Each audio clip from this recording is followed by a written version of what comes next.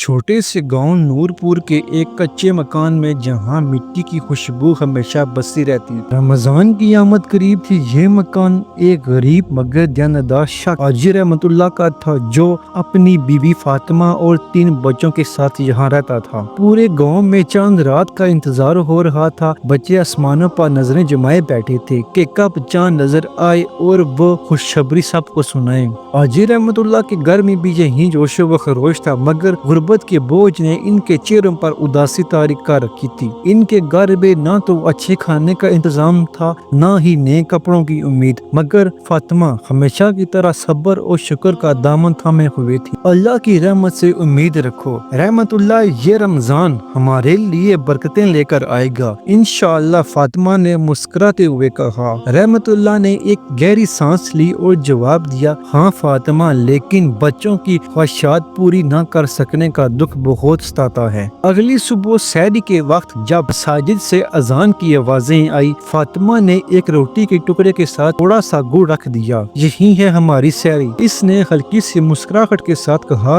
رحمت اللہ اور بچوں نے اللہ کا شکر ادا کیا اور روزہ رکھ لیا۔ گاؤں کی گلیوں میں رمضان کی رونقیں تھی، مسجد میں قرآن کی تلاوت سنائی دے رہی تھی، بچے مسجد کے صحن میں کھیل رہے تھے اور گاؤں کے خواتین افطاری کی تیاری میں مصروف تھی، مگر رحمت اللہ کے گھر میں بھی صرف چند کھجوریں اور ایک گھونٹ پانی ہی افطاری کے لیے دستیاب تھا۔ جب رحمت اللہ مسجد میں نماز پڑھ کر باہر نکلا تو گاؤں کی ایک امیر شخص ملک سلمان نے اسے بلایا۔ رحمت بھائی، رمضان مبارک ہو، سنو تمہارے لیے کچھ تحفہ لایا ہوں۔ رحمت اللہ نے حیرانی سے ایک تھیلا تھاما، اس میں آٹا، چاول، کھجوریں اور کچھ پھل تھے۔ اس کی آنکھوں میں خوشی کے آنسو آ گئے۔ جب وہ گھر پہنچا اور فاطمہ نے تھیلا کھولا تو بچوں کی خوشی دیانت تھی اور اللہ کا شکر ادا کر رہے تھے۔ اب روزانہ افطاری میں کچھ نہ کچھ ملنے لگا۔ گاؤں کے کچھ اور لوگ بھی رحمت اللہ کے گھر راشن بھجوانے لگے۔ فاطمہ اور رحمت اللہ حیران تھے کہ کس طرح اللہ نے ان کی پریشانی کو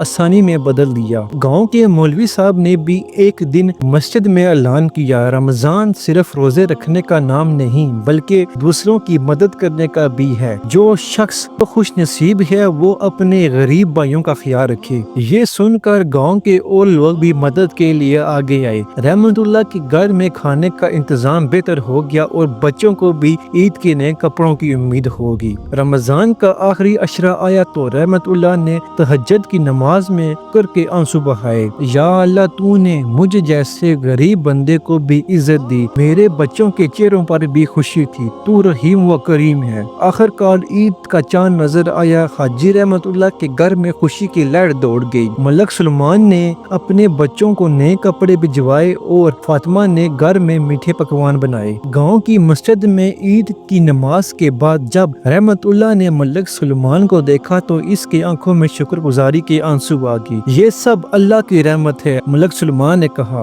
رحمت اللہ نے مسکرا کر جواب دیا، واقعی رمضان صرف بھوک پیاس برداشت کرنے کا نہیں بلکہ دوسروں کے لیے آسانی پیدا کرنے کا مہینہ ہے، اور یوں ایک غریب گھر میں بھی رمضان کی برکتوں نے خوشیوں کی بہار لے آئی۔ دوستو، امید کرتا ہوں کہ یہ کہانی آپ کو اچھی لگی ہوگی۔ اپنی قیمتی رائے کامنٹس میں بتائیں اور ایسی مزید ویڈیو دیکھنے کے لیے میرے چینل کو سبسکرائب کریں۔